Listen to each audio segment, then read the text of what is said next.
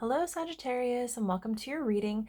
This is Bright Soul Collective Tarot. My name is Laura, and these will be your intuitive insights and advice for the month of May 2022. So this reading will be for Sagittarius, Sun, Moon, and Rising. And before we get into the cards, just a reminder, as always, that these readings are general in nature. So not all the information that comes through will pertain to you necessarily. Definitely take anything and everything that resonates for you, however that makes sense to your specific situation. Keep an open mind to anything you feel might be helpful as you move through the month, and simply leave the rest. So Sagittarius, I hope you're well. I'm excited to take a look at May and see what we have in store for you. Just a little disclaimer before I get started. I've tweaked my format a little bit with the hope of making the videos a bit shorter than usual. Just because April has been an incredibly hectic and busy month. It's been chaotic. I've had a lot on my plate. And to be honest, my energy was feeling off for most of the month. I'm feeling a lot better now, but I was in a place that I was seriously considering not recording for the month of May. But I really wanted to. It's something that I really do enjoy. So I figured maybe tweaking my format, pulling less cards might help me cut down on time a little bit and make it more manageable for me to prep and record all 12 readings for the month of May. And funny enough, I'm pulling less cards, but the videos are still quite long. Not as long as usual, but still quite long. So there still is border, like baseline. I think there's a certain amount of information that always wants to come through. But at least it's making it a little bit easier for me with less cards. So yeah, we've got one oracle card for you. I will pull some tarot. I'll get you a couple of affirmations, and I will get you a second oracle card at the end. Instead of interpreting it openly, I'll just read directly from the guidebook, which itself is pretty detailed, and we'll take that as additional insight and clarity and see how that might tie everything together. And as always, I will be beginning the reading with your channeled messages. So technically what I do when I read the cards is I'm channeling messages and information anyways, but I do like to take a moment to sit down and connect with your energy and to try and channel information without any visual cues, just to see what comes through, just out of curiosity and for fun. So before I got your oracle card, I took some time to do that. I capped channeled messages for 5 at 5 this month, so you can consider it kind of like a top 5 just for the sake of brevity. And we'll jump into that, but before we start with the first channeled message, I will share with you the impressions that I was picking up on. I had very much a sense of like distraction, but not distraction in terms of like mindless distraction. It almost feels like it's justified as distraction because it's like productive, it's planning. But it was very much a sense of like getting ahead of myself, like way ahead of myself, like 5 steps ahead of myself. And it's like, you know, the first step that I'm doing right now, it's like immediately I jumped to like step 2, 3, 4, 5, and it just like started to like spiral out of control. Where I was like, when I was preparing for your reading, I started projecting myself like, oh, what's gonna come up in the reading, or like what if this card comes up, and it's just like I was already kind of like trying to project myself into what your reading was going to entail and prepare for that, and I hadn't even finished like cleansing and shuffling the cards. So yeah, it's like getting way ahead of yourself, and instead of focusing on what you're doing currently, which is where your power is, it's like kind of considering the next step, and then the next step, and then the next step, and then you get so far ahead of yourself that it makes it difficult to even take action on starting and the one thing that you can do now, or the place where your power lies. So it's kind of like overthinking, overcomplicating things, taking the power away from your ability to do things right now by worrying about like what's going to come. And so the sense that I got from that was like preparing for multiple outcomes, or like if anything could happen, like needing to think about and overanalyze and be prepared for anything. And I very much got that in the sense of like, it's almost like trying to create a safety net for yourself. So it's like you might stress yourself out and overcomplicate and overthink and project yourself into the future and try to prepare for everything as a way to make yourself feel more safe and more comfortable, which it might to some extent, but I think you're sacrificing a lot of your well-being, a lot of your time, a lot of your energy by doing that, and you might not even notice that that's the case. You might not notice that you're doing it, or if you are doing it and you're aware of it, you might not notice just how much that's really impacting your morale and your day-to-day life. So I did get the sense that it's kind of like a self-protective energy, trying to make life easier or more predictable for yourself, but in a sense, you're just tying up a lot of your energy and you're kind of robbing yourself of the opportunity for joy and enjoyment in the current moment, doing what you need to be doing right now. So I don't know if that resonates for you, but if so, it was very clear. Like there was no question for me, like what it was that I was picking up on. So, and it's a very unique energy, very, very different from any of the energies I've picked up from other signs. And you're the 5th sign that I'm reading today. So yeah, trust me when I say. So in terms of your channeled messages, it came through before I was intentionally channeling your messages and was very much connected to this energy of distraction and getting ahead of yourself that I kind of picked up on. But it was catastrophizing.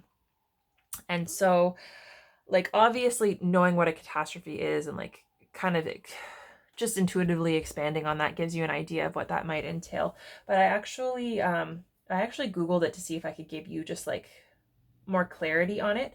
So it's actually like a cognitive, I think they call it a cognitive disorder, or distortion. So it's not a mental health issue or condition, but it's like a pattern of thinking that can be detrimental and sometimes go hand in hand with other like mental health challenges. But it involves thinking that like the worst thing, like the worst possible outcome will happen. And it can cause you to be triggered by like small little things or losses or inconveniences can get kind of like blown out of proportion. And so it's like even the little things eventually can cause your thoughts and perceptions to spiral in such a way that even the smallest kind of inconvenience feels like a crisis. And so it's recognizing that like obviously you need to acknowledge the consequences of your actions and like weigh that when you're making your decisions. But this is kind of like anticipating that anything that could go wrong will go wrong, or things will happen in the worst possible way. And it's like getting ahead of yourself and freaking yourself out about something that is like literally the worst case scenario. And that can just cause you to kind of like the negative thinking and perception to spiral out of control.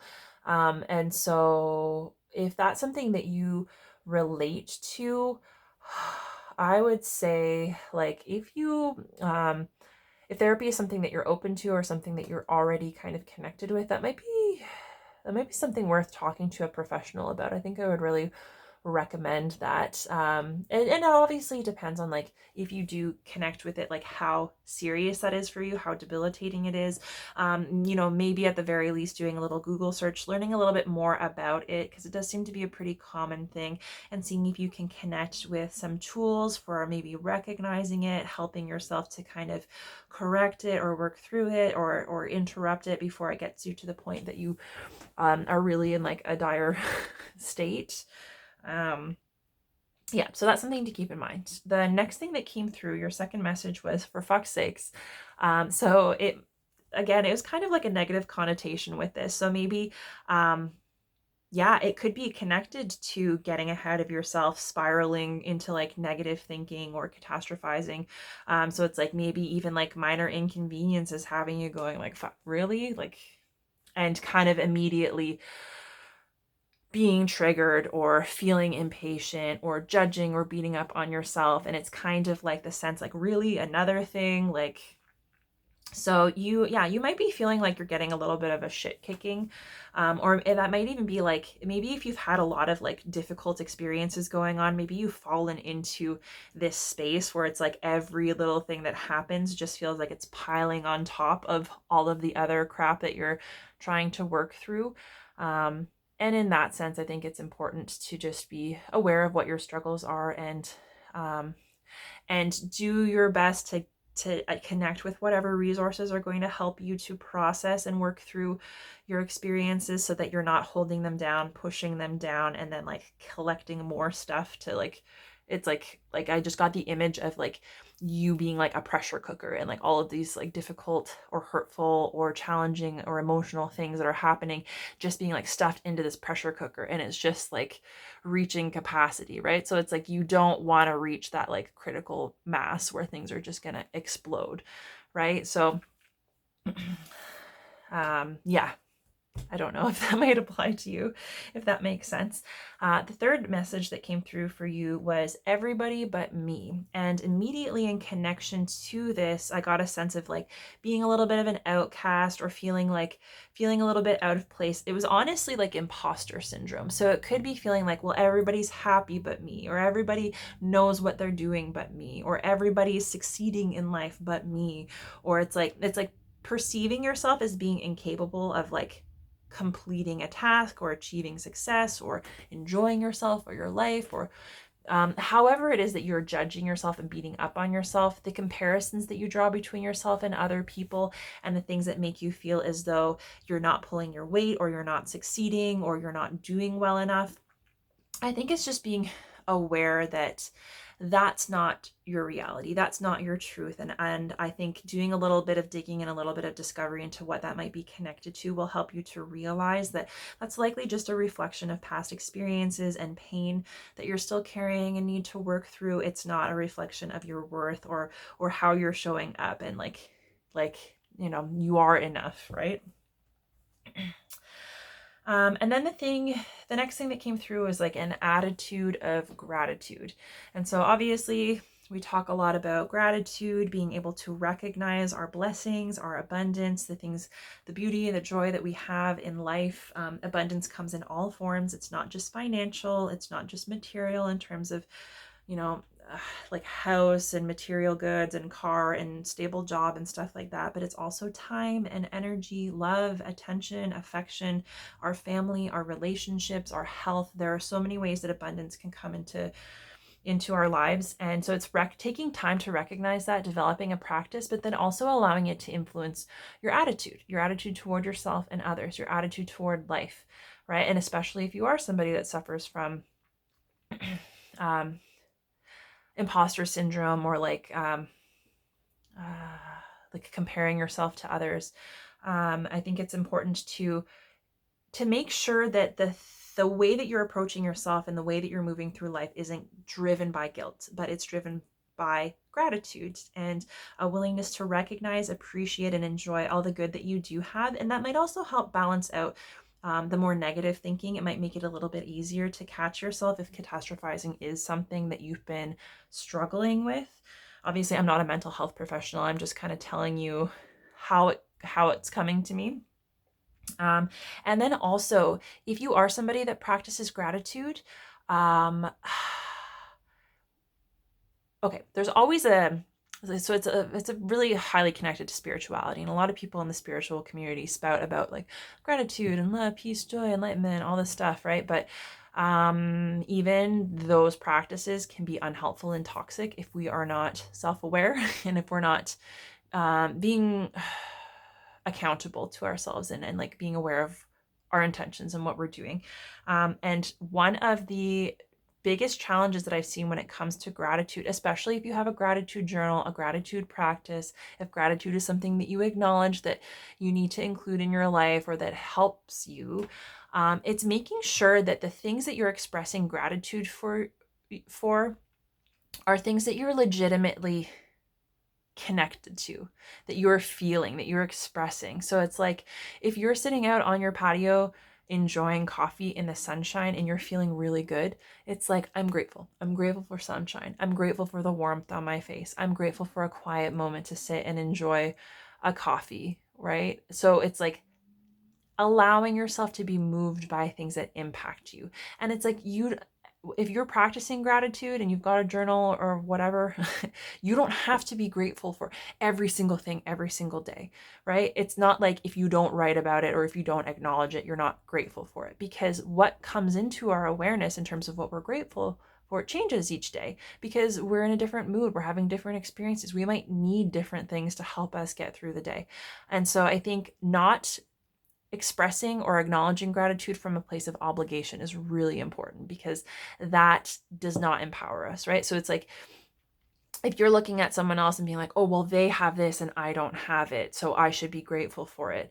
And then you force yourself to acknowledge or to express gratitude for it, then it's like, that's just coming from a place of self-judgment and you beating yourself up. It's not coming from a loving place of pure gratitude and like joy related to abundance, right? So you're not doing yourself any service by doing that. So it's like, give yourself permission and grace to just connect with the things that you are grateful for, and know that even if you don't acknowledge it and write it down, doesn't mean that you're not grateful for it, and that you don't have to be grateful for things or express gratitude for things that maybe you're not feeling grateful for. Like, no judgment, just let it flow, because the whole point of the exercise is to connect with love and joy and abundance and the things that make you feel good. And you can't do that if you're saying like, well, I should be grateful for this, so I better write it down, right? Like, it's best to just allow yourself to feel the good stuff, and know that each day that's going to change. And if there's something that you think you should be expressing gratitude for, chances are a day will come that you are going to be feeling specifically grateful for that based on a specific experience you might have that day. So just let yourself move through it with ease. Okay, and finally, your last message was forging a new path. So the idea that I got is like forging a new path that is unique to you. So following your heart, being authentic, allowing yourself to kind of explore the world in your own unique way, to kind of venture out off the beaten path, to kind of drop the rules and expectations that other people have put on you or that you might feel as though you need to subscribe to, and really just letting yourself explore and adventure and experience things, and to be shaped by those experiences, and to allow those experiences to be guided by what feels right to you, because you are your own unique person. You're meant to have your own experiences, and if you are busy trying to box yourself into other people's lives or expectations, you're not necessarily going to reach the same level of depth and understanding and growth that you could otherwise if you were just giving yourself the freedom to move through life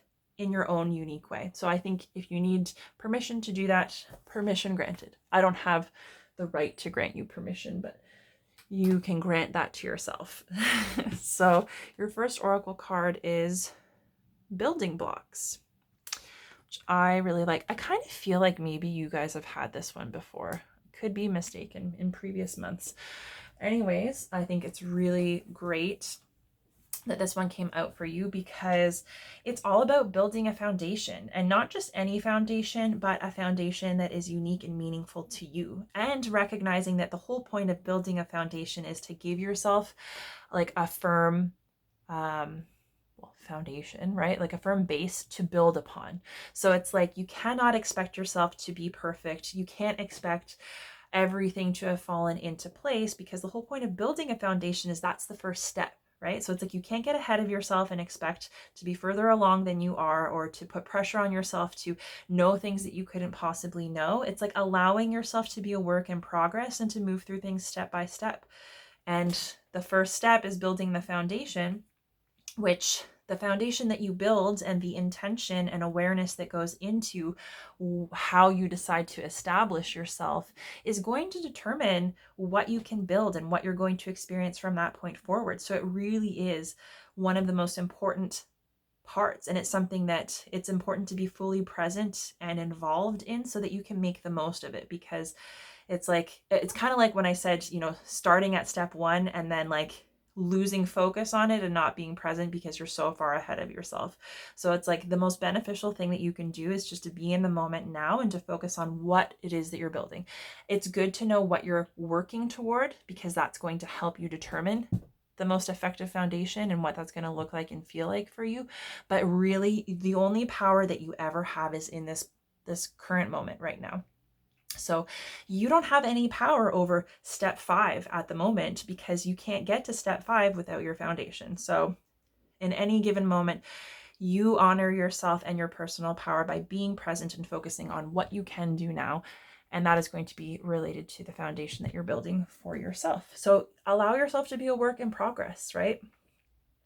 Take things one step at a time. And so this is also about like abundance in a sense, like acknowledging that you have the power to do exactly what you need to do. And you have an abundance of resources. You have everything that you need to build a foundation that is going to help you inevitably get to wherever it is that you want to be, or create whatever you're trying to create. So not limiting yourself in terms of thinking that you are held back or that you don't have what you need, but trusting that you're going to be able to make that work for yourself.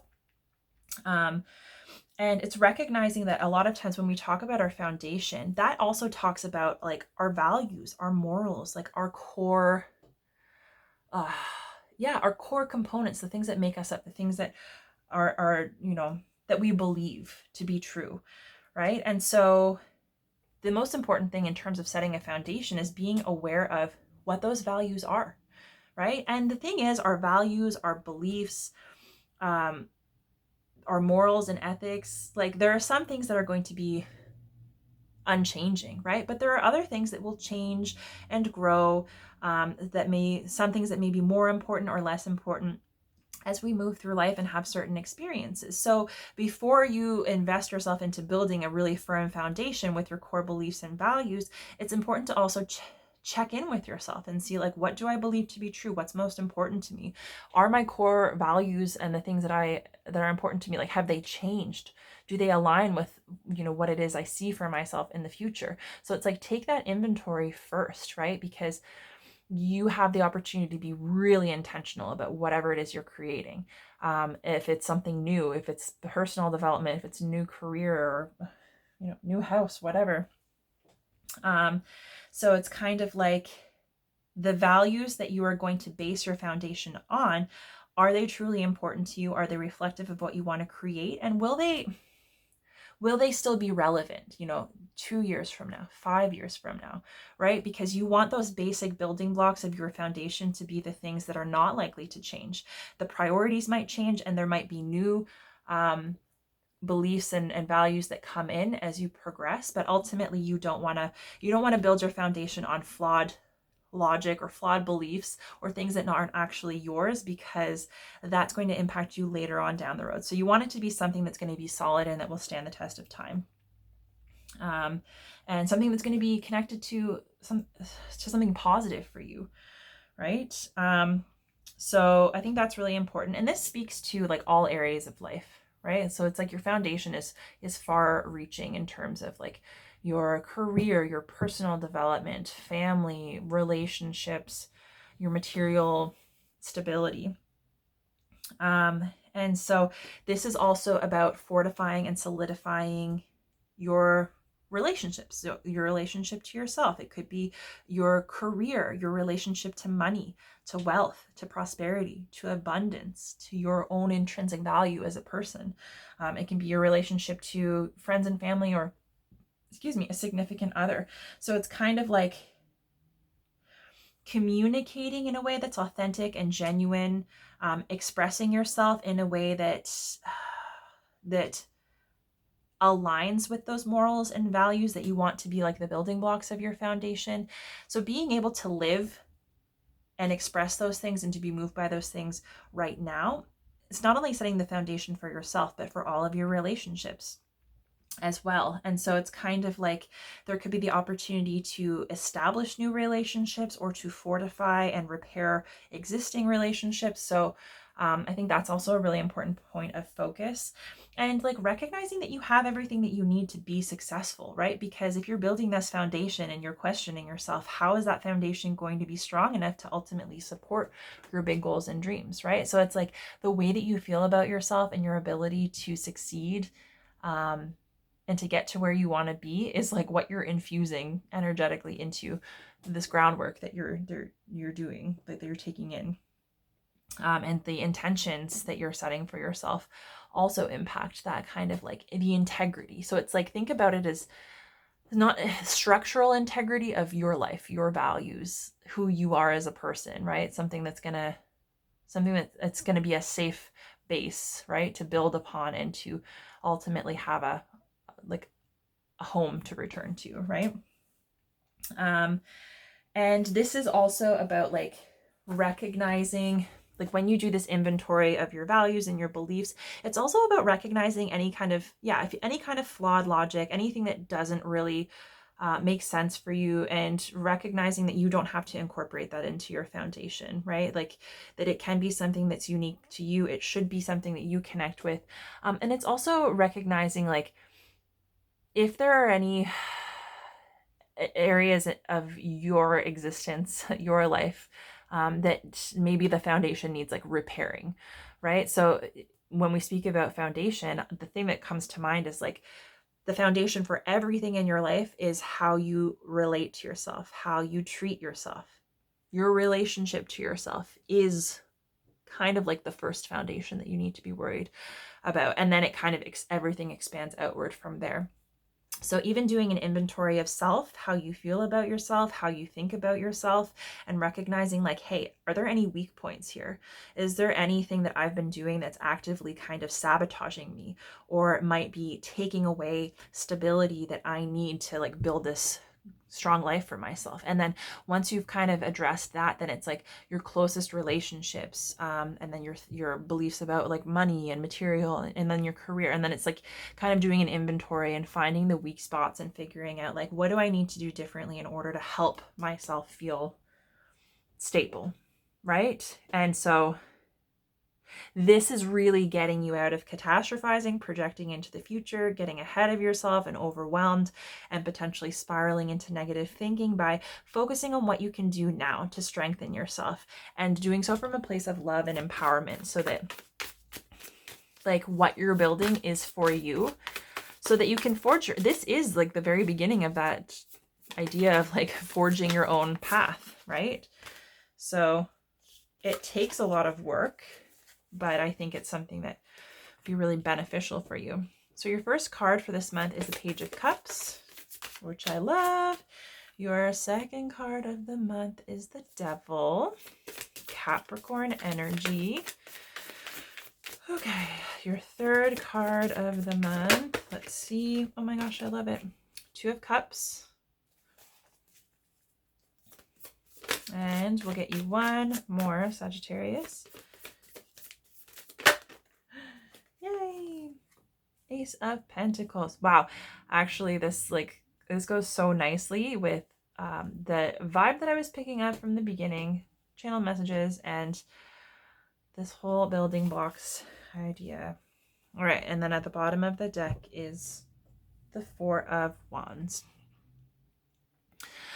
So Four of Wands, this is like the underlying energy that's influencing this month. This is a card of connection, celebration, excitement, joy. You can see like there's dancing, there's music. It's like a festival, right? That's how it's being displayed. So it's like a time to enjoy yourself. Like and the other thing is with four is often like a number associated with stability, with your foundation. So for example, the Four of Pentacles, it's like it's representing like the four like walls of a foundation for a house, right? And being sure that you are investing in yourself in such a way that you're setting yourself up to create that stable foundation so that what you build will last.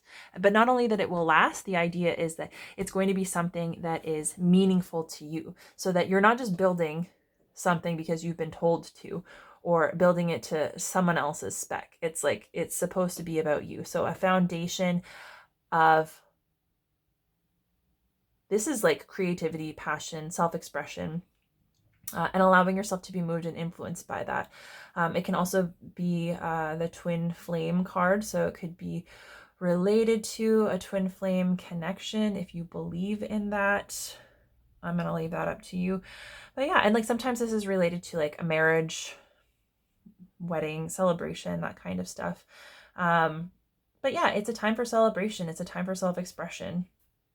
And so this could be something that you're struggling with, or something that you want to lean into more, is like allowing yourself to have a little bit more solidity and allow a little bit more room in your life for like passion and enthusiasm and the things that make you feel excited about life, right? Because if you can kind of conjure that and make space for that now, that can be infused into the foundation that you're building, which makes it more likely that you're going to continue connecting with that and allowing that to have a place in your life moving forward. That this is, you're building a life that you can be passionate about,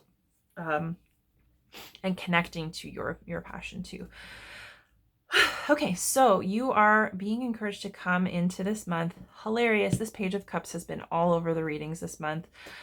So this is a really good time to let yourself dream, right? So cups are all about our emotions, our happiness, our joy.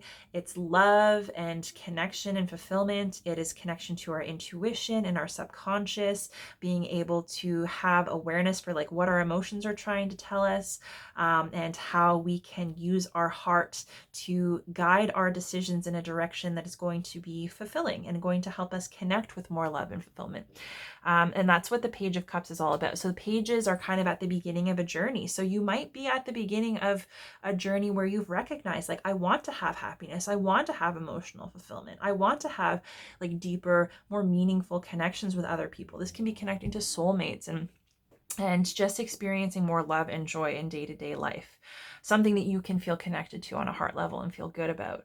And so this is like being at the beginning of a journey and being motivated to do what you need to do to connect with that. And sometimes it can feel difficult if it's something that we haven't done before, or we naturally struggle with, because you're trying to pave the way and you don't necessarily know what that looks like. And that's why this is part of you establishing your foundation, is kind of getting an idea of what that's going to look like and feel like for you, or what you dream of, right? So sometimes we can feel, I always say this, but sometimes we can feel averse to allowing ourselves to kind of daydream, right? To imagine all of the possibilities, or it's like if there were absolutely no limitations or no expectations on what you could do or how you could do it, what would you want to do, or what would you want to connect with? What kind of comes to mind when it's like daydreaming? And if you are somebody who enjoys daydreaming, what do your daydreams look like? What do you daydream about? Because that can have a really good indication as to what you're longing for, what's most important to you in life. And that is likely connected to your core values and beliefs, right? And so sometimes the things that we daydream about are things that we want and that are connected to our heart and soul, but we decide, no, it's not realistic, or we can't have it. And the power of the Page of Cups is that this is not like a head in the clouds, ungrounded, irresponsible energy. This is acknowledging that I can exist in the real world and be impacted by my emotions. I can follow my heart and still be grounded, still be stable, still take action in the real world and accomplish things, right? And because he's still firmly rooted here in love, but he's allowing himself to connect to an abundance of opportunity and like limitless possibility, right? So it's like, if you could consider that anything is possible, it's kind of like, if you can do it, you can dream it. Even if it seems unrealistic, it's like, that's what dreams are. That's why they're dreams. We think that they're unrealistic, but ultimately allowing ourselves to connect with and visualize those dreams, and to feel emotions as a result of that, and to consider like, wow, if that dream was reality, how would I feel? Connecting with that feeling now, it allows you to connect with your inspiration, connect with what you want, all the things that you think are being held from you, but make you very happy, right? And to be influenced by that happiness now, and to be inspired to take action that is connected to that. And inevitably, when you allow yourself to be moved by these dreams and those emotions connected to those dreams, you can take action in the physical world, and that is going to be charged with those intentions, and it's going to help you take steps to making those dreams reality. So this is where your manifestation comes from. This is the thought, this is the idea. And it basically, if you can connect with it, especially if it's meaningful to you on a heart level, it makes it a whole lot easier for you to take action. And even if it's a struggle, and even if it takes a while, to stay committed to bringing that down into your reality. And what I said in I think the last reading that I did, where the Page of Cups came up, is like, we always say like, oh, practical, it should be practical, logical. And you know, that's not the only valuable thing in terms of making decisions, right? The Page of Cups is willing to make a heart-based decision and follow their heart, right? Because they're convinced that there's an opportunity for something beautiful to be created. And think about all of the incredible inventions and the technology that we have today. Like at one point in time, these ideas would be ridiculous and people would say, no, that's dumb. That makes no sense. That is so unrealistic. It can never happen. And most of the time, the biggest dreamers and inventors have been shut down repeatedly by so many people, and they have to work and work and work and work to bring that dream into reality. And then ultimately, like, we benefit from these people who have allowed themselves to say, yeah, it might be unrealistic, but I think I can do it. And to let themselves invest in themselves and whatever it is that's important to them. And so it's like the dreamers are the ones who kind of advance life for the rest of us, and not just in terms of technology, but also in terms of like in a spiritual sense, in terms of mental health, you know, in terms of self-discovery, self-awareness. Like, they're always our pioneers, right? So there is value in this. Don't let somebody tell you that you can't, that you shouldn't be dreaming, right? Because this is taking those dreams, rooting them down into reality. Your challenge this month is showing up as the Devil. So like I said, this is Capricorn energy. So it might be connected to a Capricorn, but it can also be connected just to Capricorn energy, which, to be quite honest with you, is very focused on the material. It's very focused on work, very focused on money. And it's very much like, decide what you want, work really, really, really hard. It's like, don't spend too much money, spend a lot of time working, refine your craft, get promotions, save money, make more money, spend your money on like material things, build your wealth, and just focus on like establishing yourself. But the thing is, like, and that can be a really, really amazing energy. And Capricorns are excellent manifestors because they just do the work, right? But it can also be a really imbalanced energy because it can spiral out of control into kind of like ego and greed. Because with the Devil, it's like the temptation of the material world, the temptation of excess. Like, it's taking it things to excess. So it could be escapism, it could be addiction. Like, think of like the sins, right? Like gluttony and all that kind of stuff, right? Greed.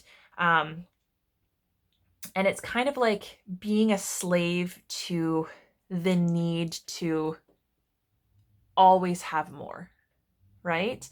And how that can be addicting. So sometimes when it comes to money, it's like, oh, okay, you're working really hard and you're saving. And sometimes you can become addicted to saving, and it's like you need more and more money. And even if you've got a good amount and you're doing well for yourself, it's like sometimes that can inspire people to act in ways that are not necessarily honest and true, and maybe take advantage of other people as a way to gain more, right? So it doesn't have to be just that. And this is also like, it can be like substance abuse, it can be control, needing to control or manipulate other people.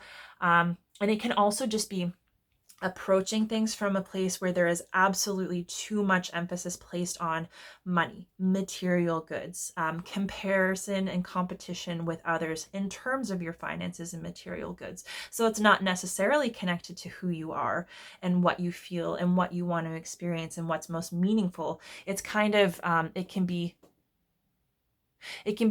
stripping yourself down to like value being purely material, and your purpose on earth being purely material, and just amassing as much as you possibly can. And it can be hedonism. So it's kind of like being a slave to it, feeling like you don't have the power to kind of free yourself from those expectations or from that pressure, and like it can be buying into consumerism, buying into like vanity, right? Excess, like that kind of stuff.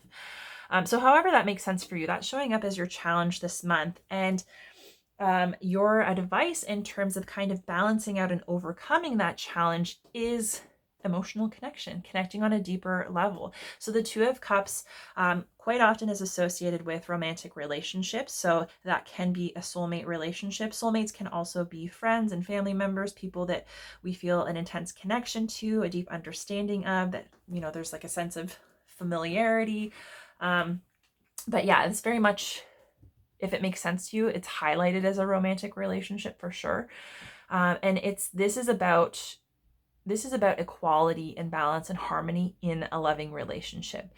So it's about open and loving communication, connecting on like shared values and morals, allowing yourself to recognize and express and to be influenced by a level of like love and connection that is deep and unconditional. It's healthy and balanced. So it's basically it's recognizing that both people in the relationship are important. Both people are valuable. Both people's needs and wants are valuable.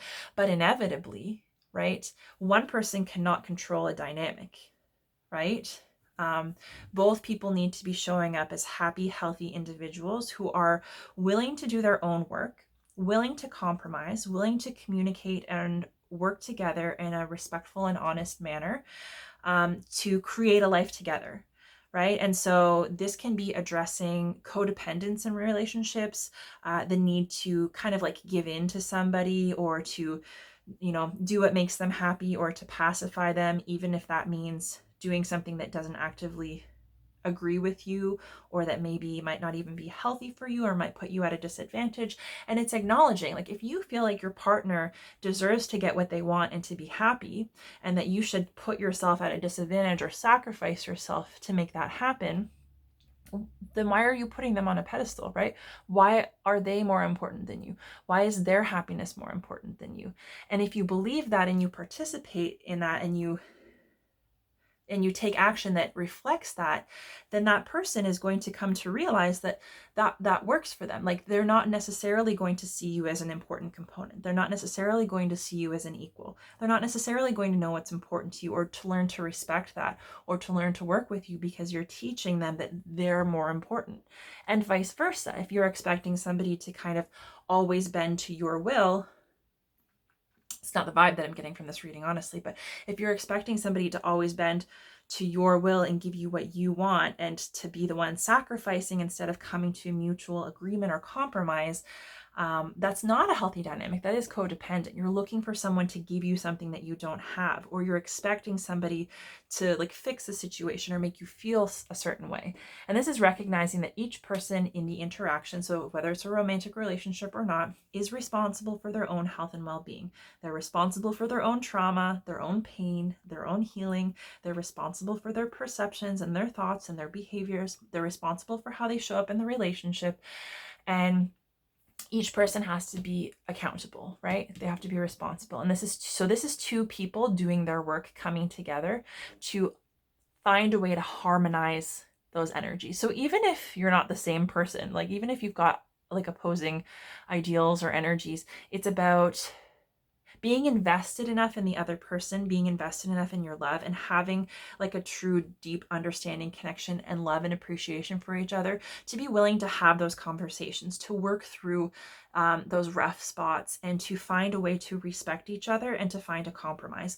And ultimately, like, if you cannot compromise, then chances are it's not the right pairing, right? Because like, this is an energy of reciprocity and health and love and like equality, which means all things are equal for both people, right? So it is really connecting with that energy, allowing space for that to transform you and your connection to your person, and also your self-worth and self-love, right? Because you have to be respectful of yourself in order to show up in a relationship. So this is what's really going to help you navigate any kind of excess, anything that's getting you off track, anything that's like based solely on the material or like more on money, that could be disconnecting you from the true depth and meaning that's available in your connection, right? You don't want to be reduced to something superficial and materialistic when you've got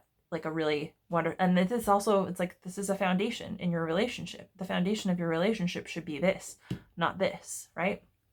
So it's really lovely because the overall outcome, highest possible outcome for this month, given moving through this energy, is the Ace of Pentacles, which is all about an opportunity to build something new. So it's kind of like, you can either look at this as the foundation that you're building, right? So it's like this seed that you're going to plant and the intention that has inspired that, the goal that you're hoping, what you're hoping to harvest from this at the end of the day, once you've put the work in. That's what the Ace of Pentacles represents, that the building block, right, if you will. Or it can be recognizing that you are working to create a foundation that you can build upon, and it's like, this is the goal, this is the dream, this is the first step beyond the foundation, this is the structure that you're building. And so it's basically saying that now is like, this is setting you up to have a fertile garden, right? You've got like a blank slate and you can plant anything that you want. And so it's recognizing, like, what do you want to start bringing into your life? What do you want to build for yourself? What do you want to create and experience? And how do you infuse your passion, your creativity, the things that are important to you, your love for yourself and your relationship? What honors, like honor, making decisions that are going to honor your highest good and the highest good of the person that you're with, if this is in relationship to somebody else, and recognizing that you have the power to bring that into the physical realm, and that you can start to take these dreams and manifest them, right? And it's like, you might just need to balance this energy out first, but there's a huge amount of potential to kind of start planting something new, and that will be the thing that you are focused on tending and working toward and creating, and then eventually that will come to fruition and you'll be able to benefit from that further down the road. So I think that's really lovely, promising energy. Oh, so we're gonna get your affirmations, which both jumped out immediately, which is nice. So we've got, stillness is the key to success. And it's interesting because stillness is really, it's necessary here to allow yourself to daydream, but it also, it's when you have to take time to connect and reflect on your values, your morals, what it is that you're trying to build, right? So I think that's really wonderful. It's just to kind of slow yourself down, not get too far ahead of yourself, right? And your second, I allow people to witness their behavior so I can help them move beyond it. So yeah, this very much could have implications in your relationship, right? So either romantic relationship, friendships, families, however that's most relevant to you. It could apply to all of them, to be honest. And it's recognizing that in this Two of Cups kind of relationship where you are showing up as equals and learning how to communicate and work together for your individual and united highest good, it should be represented for everyone's priority should be that, right, in the interaction. So it's like any resistance that you face in trying to develop that healthier, more equal dynamic doesn't have anything to do with you. It has everything to do with that person, their fears, their conditioning, the healing that needs to be done. And it's not your responsibility to make them feel better about it, or to fix it for them, or to help them avoid it, or to kind of cushion the blow. It's recognizing that if you're bringing up something that's triggering someone else, it's not you that's triggering them. It's not something that you're doing wrong. It's not something that you need to change. It's something that's within them that is being triggered, and it's coming up to be acknowledged because it's obviously connected to pain or hurt or something that needs to be healed. And so you are just a mirror for that person. So if that person's kind of like responding maybe less negatively to you, and they're hesitant to participate in a healthier dynamic or to kind of try and find this balance and respect, it's recognizing that like that is their work to do, right? You don't have to take responsibility for it. You don't have to overanalyze. You don't have to beat yourself up about it. That's not your work to do. And if you're a helper or a fixer, it can be really uncomfortable to let someone sit with their own reality. And quite often when you don't step in to alleviate someone's discomfort because they've been triggered by an interaction with you, they inevitably have to start working through it on their own, right? And you also kind of, sometimes you might need to hold people accountable and set boundaries so that they will start to take responsibility for themselves. Because if they project onto you and then you try to, if you feel like it's your responsibility as a result of their projections and you try and fix it, then that dynamic will never even out, right? So sometimes there's a discomfort in letting people witness their behavior, witness what's triggering them, and to not be willing to take responsibility for it because they need to own it, right? So if you want somebody to grow, if you want to help them, the best way to do that is to let them see what they're experiencing and let them connect with the fact that it's theirs and it's their work to do so that they can move beyond it, right? Which is lovely. I love that. So your final oracle card is Lemurian Quartz. So I'm going to read from the guidebook here. Oh my gosh, I turned pretty much right to it. So Lemurian Quartz is about vision, big picture thinking, unlocking the secrets of infinite possibility. So it's very open-ended. It's very promising. And it says, your ability to imagine something bigger and better and draw in what you need in order to heal, feel a sense of well-being, and step into your power as a co-creator is greater than you think. The message of Lemurian Quartz Spirit is that now is a time to free yourself to dream big. Perfect. What do you see for yourself? How do you picture yourself in this future? What kind of person have you evolved into as you strive to fully embrace and enjoy life? This is about what foundation are you laying for yourself, and does it align with where you want to be? On this healing journey, you are called to keep your eye on the bigger picture of your experience so that you can recognize your struggles as leading you to epiphanies, allies, and inner wisdom born of lived experience. Lemurian Quartz Spirit reminds you that the capacity to unlock the wisdom of the stars is within, and just opening your connection to the conscious universe will allow your imagination to soar. Very soon, a powerful vision of what is ahead for you will become clear. Relationship message says, every relationship has its ups and downs and inherent magic, but Lemurian Quartz Spirit is now calling you to step back and see the big picture of what you are experiencing. Is it what you envisioned? Do you need something new so that you feel a sense of contentment, purpose, and fulfillment? Can you awaken to your connection to the universe that lies within you so that you may be shown something even better than you dream about? Your power to imagine what you can co-create is very strong now, and you are being urged to go big and wide with a vision that truly speaks to your soul's desires. Let the conscious universe show you what is possible in your relationships that you have not been aware of before. There's a big picture you have not been seeing. So it's kind of like whatever's happening might be for the benefit of your relationship, even if it's appearing to be a challenge right now. It's kind of urging you to level up, so to speak. And there's a prosperity message. Enough does not have to be enough. This is the message of Lemurian Quartz Spirit. Now is the time to dream big. You do not have to humble yourself out of a false sense of modesty. The dreaming you do will help you envision something new that will be firmly grounded in personal prosperity, for what you need and more will come to you from sources all around.